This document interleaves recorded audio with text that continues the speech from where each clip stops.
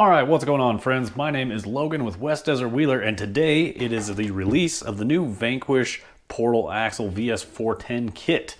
Essentially, what you're really seeing here is a Vanquish Phoenix kit minus the Phoenix aspect of it. And it's a slider. There's no wheels and tires, there's no body included, there's no electronics included, and you get to fully assemble it yourself, which is always peace of mind knowing that, hey, I remember that I forgot to grease that portal gear. That's kind of how it goes for me sometimes. But this is a really sweet high-end kit, and it includes a lot of upgrades within this kit. So let's crack it open. We're going to talk about the upgrades included specifically for this, and then we're going to kind of skip over a lot of the build aspect with it. This is a very familiar setup. We've seen the F10 portals before. We haven't seen this combo with the weights included. That's a lovely feature. And then we've also seen the VFD Twin before, but this one happens to come with the machine gears in it as well. But it's a familiar build that we're going to go through, so I'm going to mostly jump through to the end, and then we're going to talk about what the future holds for this kit.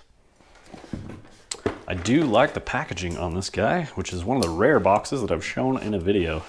Slice open that factory seal.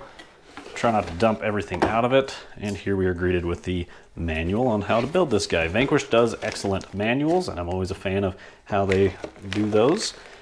All right, and then we're right into it. So chassis components, shocks, chassis components, drive shafts, front axle, included weights, rear axle, machined gears, machined portal gears, fun stuff, VFD Twin, chassis rails, which are C-channel steel rails.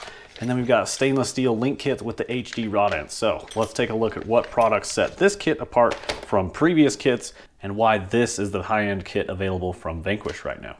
All right, so here I have laid out some of the parts that are an upgraded version of what makes this particular kit special. So let's start on the left. These are some of the most important ones. So right up front, we can see this axle housing here. This truck comes with portal axles. This is an excellent portal axle at that. This is the F10 portal axle. Vanquish has done a really excellent job at making this modular. For the VS4-10 kit, it comes set up for 3-link, but with these axles, you can actually make it a 4-link axle. You can do a servo on top or behind the axle or chassis mounted.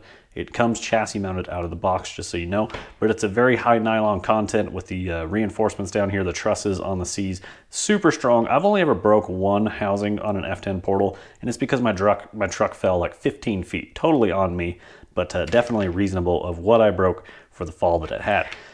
Moving on in those portals. So you can see here these big cast silver pieces. These are the alloy weights that they include with these F10 portals. Having a little bit more forward low weight is always an excellent thing, regardless of the truck. All of them deserve forward low weight.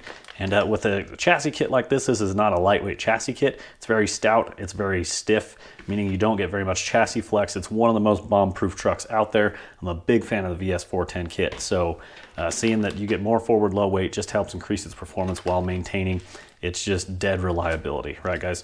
Another thing we're seeing in here, with Vanquish's RTRs, you will see sintered ring and pinion gears, which are not as strong as what's found in this kit. These are high strength steel machined ring and pinions. We will open these up in a little bit. And then we also see an updated version to their portal gears. They used to be more of a black finish, but they made a change to the portal gears, and they also made a visual change to them as well, so they knew which gears were which. But these are a stronger updated portal gear in here as well. I personally never had any issues. I had a few friends who had broken a couple through rock crawling through extreme terrain, but Vanquish has improved those, so you're gonna see added benefits out on the trails with durability. The really cool part are these axle shafts that also include the brass sleeves that go inside the axle housing itself. So that actually increases the strength of the axle overall and adds a little bit of weight internally to the front axle. Again, forward low weight, which is excellent. The brass sleeves are optional. I usually run them in the front and not in the rear, but they do come with brass sleeves for the rear as well. And I don't want to overlook this. These have really nice machined universals on the front axle. We've gotten to the day and age where most trucks come with universals, but I look back on some of the kits that I've had before, some RTRs that did not have universals. That's like a $50 upgrade. So just having this right out of the box is really excellent. And we've also got these M5 threaded stub shafts in here, really heavy duty stub shafts for the axles. So when it takes a hit, you're not going to bend your stub shafts. Moving on to other upgrades.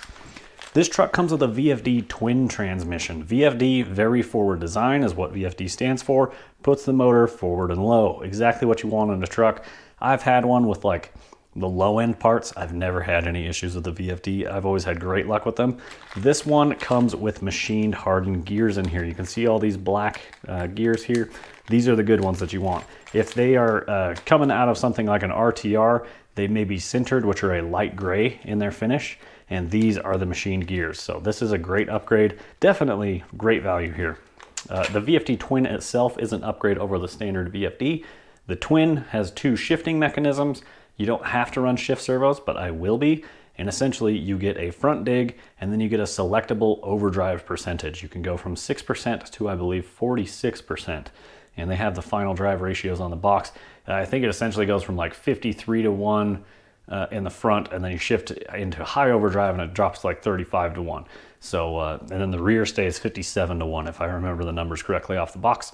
But just really great low gear ratio, excellent for crawling because you got the portals with the VFD transmission. Almost forgot this one major upgrade that is included with this kit, which is for the VFD Twin here. This guy has aluminum bearing plates and has an aluminum motor plate. And if we flip it over, it also has aluminum standoffs. Now, I used to kind of think this was kind of hokey, but when you put a fusion into a VFD, it kind of snaps into place. It's a pretty fiction fit there. And I took one directly out of one with plastic standoffs and put one directly into an aluminum standoff with aluminum motor plate. It makes a huge difference in the flexibility of the transmission. Now, the gear mesh is not affected by the aluminum standoffs there. So you can have some flex where the bottom motor can move a little bit and it won't affect anything. It's not going to hurt anything. It's not ideal, but you're not going to have any issues. But having this included in this kit is definitely a big plus. These are expensive upgrades here, so it's really cool to see this included in this kit. A lot of value here, a really high-end, nice VS4-10 kit. Now, I do have a question for you guys before we get into the build and before I get cooking along here. How do you guys like to build your kits? Are you like 15 minutes a day and you spread it out over a long time? Do you like to sit down all at once? And then not only that, while you're building your kit, what do you do? Do you like to listen to music? Do you hang out with friends or family? And you know, so like tonight, I'm working on this thing.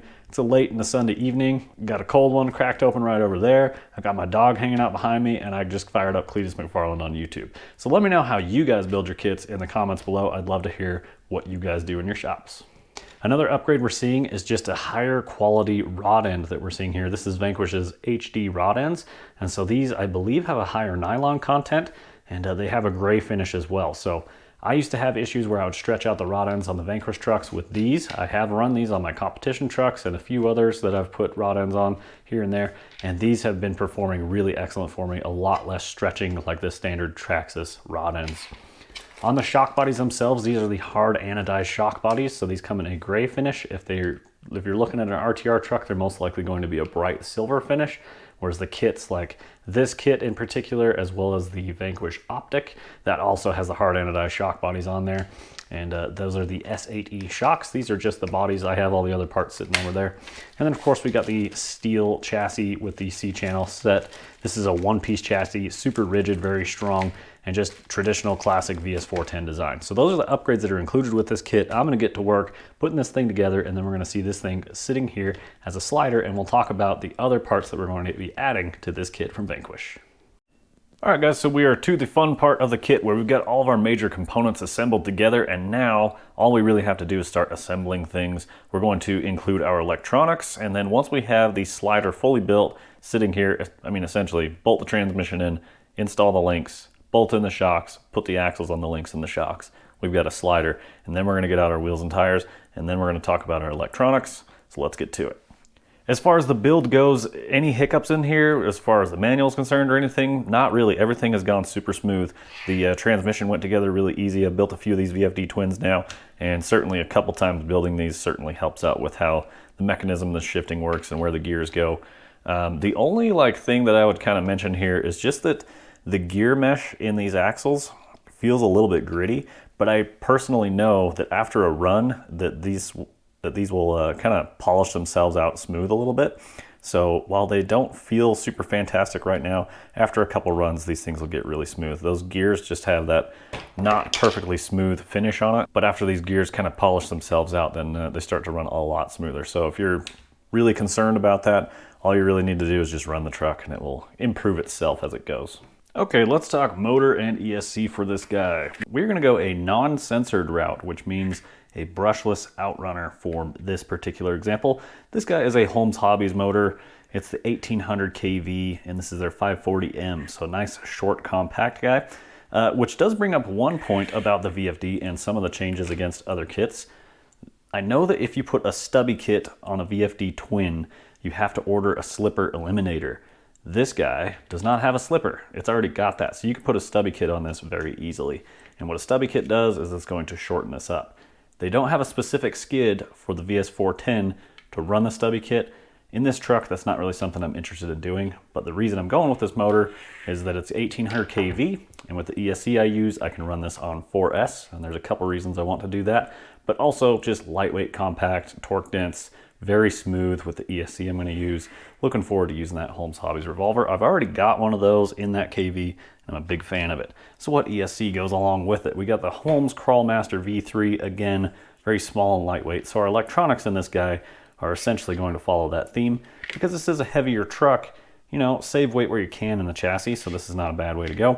This guy is capable up to 4S and has certain KV ratings, so it will power an 1800 kV motor on 4S, so that's gonna work out. Got the bullet connectors. I may direct solder this. That's typically what I do. I cut the bullets off of the motor side and then just desolder these little joints here and then put the new ones back on. That's basically how that goes. It does have a JST for a direct power for whatever you want to do. But this guy does not have a good internal BEC, and we are going to be running shift servos on this. So I've got a Castle external BEC here. You're just going to solder this into the power plug essentially, and then your BEC gets powered on every time you plug in the truck. For my trucks, I don't like power buttons. If the truck is on, the battery's plugged in. If I want to turn it off, I unplug the battery. That's how it goes. So we'll scoot those off to the side. So an external BEC will create extra voltage because it does have an internal BEC, but it's not a high voltage rating. And for our external shift servos, we're going to be using Reefs RA100 minis. Now these are not like high voltage drawing servos, but it's probably just best to run these on an external BEC versus the Holmes BEC. Basically the internal one there is pretty much just to power a receiver, whereas these guys are going to take more power than that wants to give out. I don't want to cook anything in that board, and so we're going with the Reefs RA100 minis. These are not micro servos. I made that mistake before. The cool part about the Mini is it has a standard 25 spline horn on it. I guess just a 25 spline so that you can run a standard 25 spline horn. And thanks very much to Reefs, we've got a couple horns that will bolt right onto that guy. So we got the Reefs RC HD servo horn V2s, and these are going to be just exactly what we need for these little guys to shift our dig and our overdrive mechanisms in our VFD twin.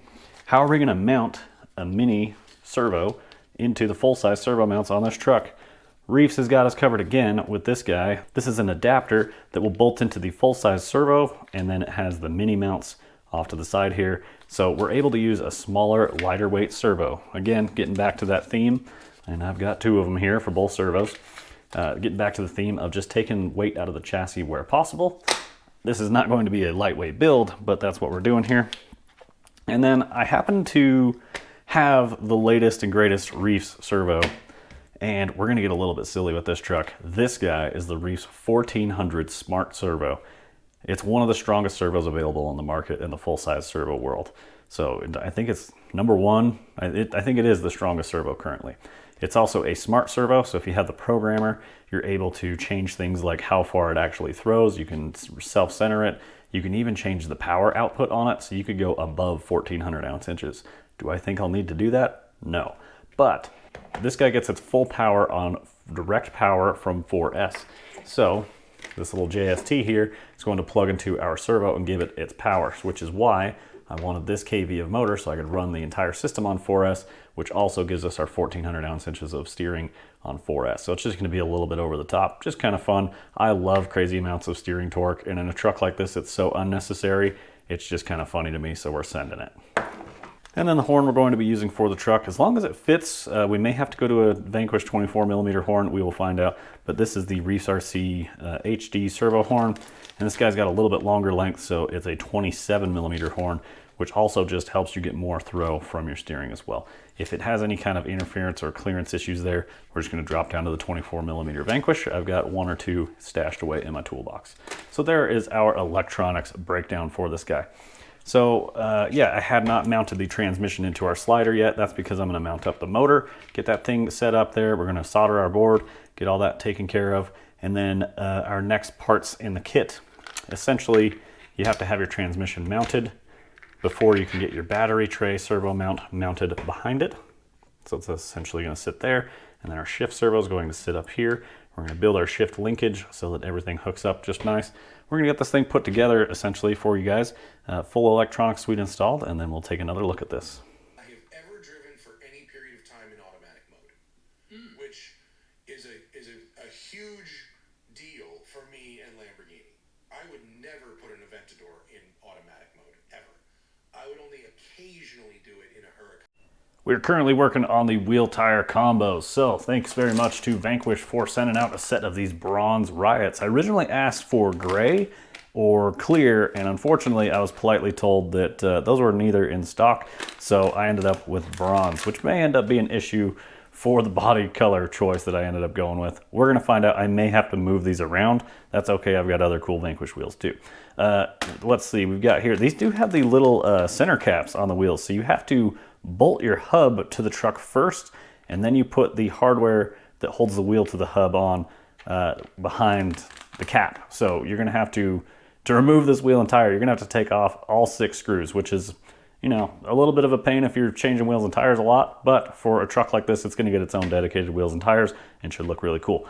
I am not using the factory foams from Vanquish. My friends over at SL3D told me that the 105mm inserts should work out just fine with these Vanquish Geolander, these Vanquish Yokohama Geolander XATs. These guys are just a little bit on the short side. It looks like they're marked as a 4.5, so just a really perfect scale for a 410 platform like this. This should turn out really nice. I went with 350 hubs. I'm running brass 350s in the front, and then we're running aluminum anodized black in the rear. My preference is always the anodized black. I do have a pair of 350s in brass kicking around, so we threw those in the front, and that's how we're going to set up the other side. Outside that, that's pretty well it. Got the Vanquish tires, Vanquish wheels on the Vanquish kit, so that all goes together nice.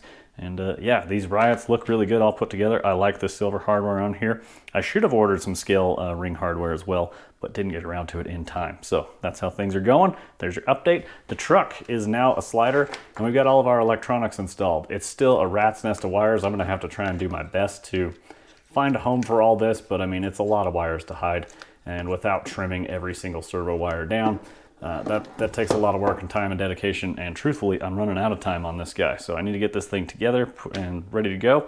It will be functional. I've already got it all fired up and synced up to my controller.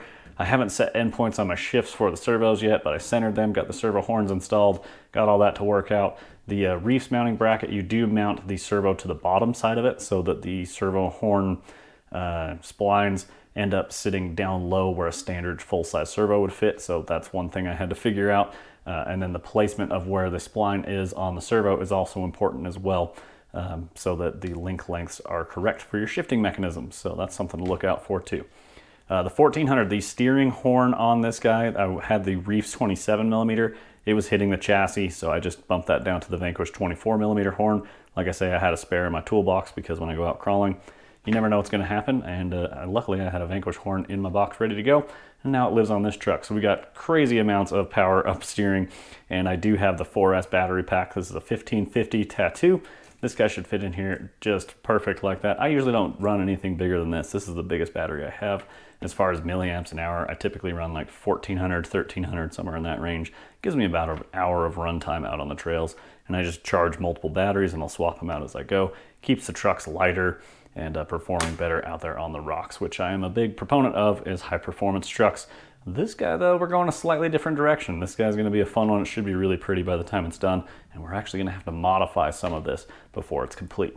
We'll give you guys an update as I move along, but I should have everything together here pretty quick and looking reasonable, and gotta build my other 2 wheels and tires, which I just talked about. So we'll see you guys in a bit. And here it is, guys, built as intended from Vanquish. Here is the kit.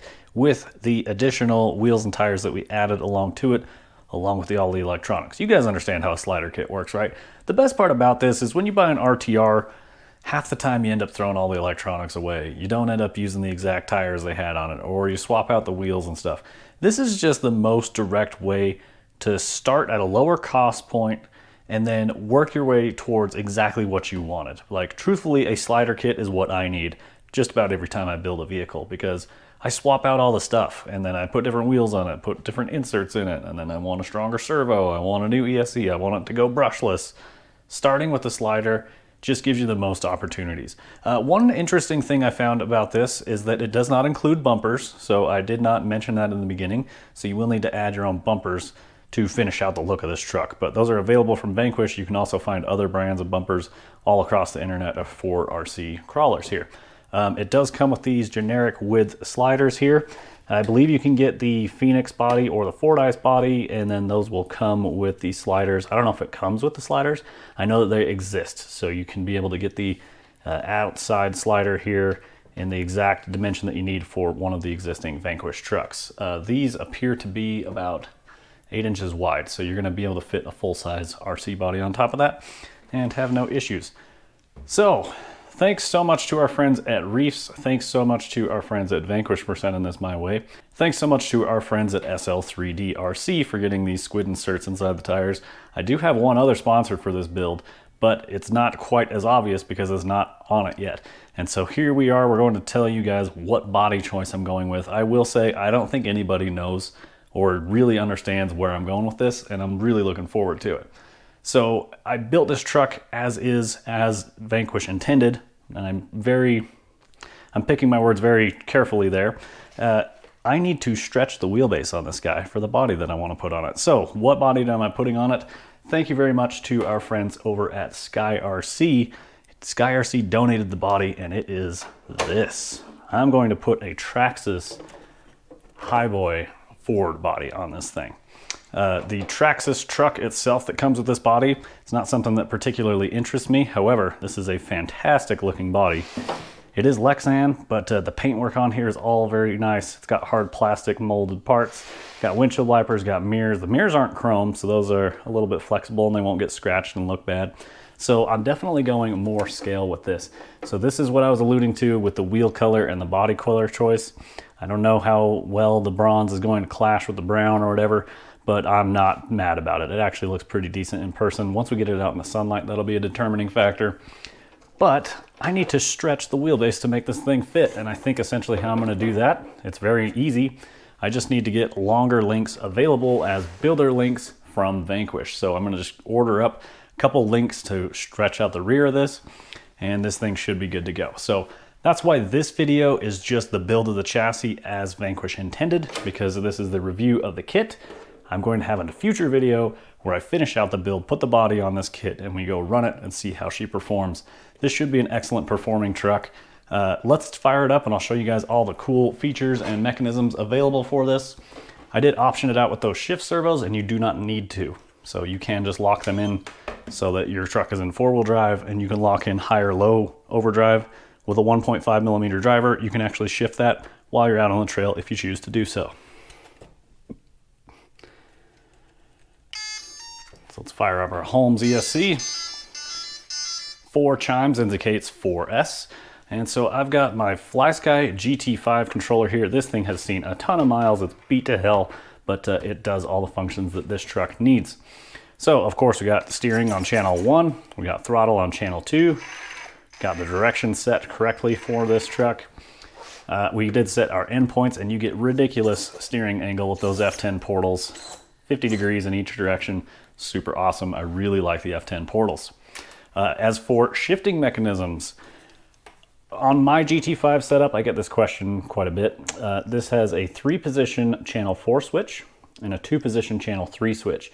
So I use channel 3 for dig because I've never found an area where freewheeling the rear and allowing the front to drive really had a good effect for it. Essentially, like if I want dig, I want the rears locked. Just about 99% of the time, that's how it works out.